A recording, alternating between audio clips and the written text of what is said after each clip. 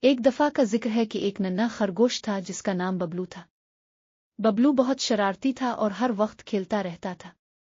وہ جنگل میں رہتا تھا جہاں بہت سارے جانور اس کے دوست تھے جیسے کہ ہرنی، گلہری اور چڑیا۔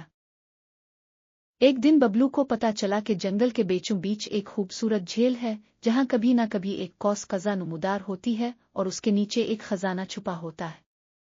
ببلو کو یہ سن کر بہت تجسس ہوا اور اس نے فیصلہ کیا کہ وہ خزانہ ڈھونڈنے نکلے گا۔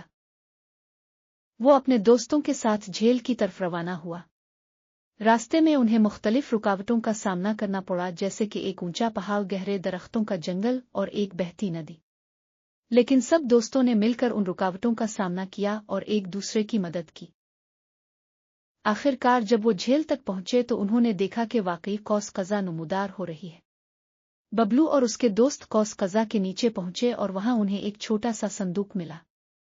جب انہوں نے صندوق کھولا تو اندر سے کھلونے، مٹیم اور سنہری سکے نکلے۔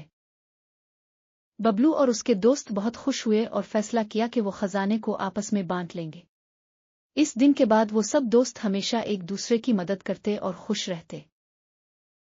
یہ سٹوری ہمیں یہ سبق دیتی ہے کہ دوستی اور آپس میں مدد کرنے سے ہر مشکل آسان ہو سکتی ہے۔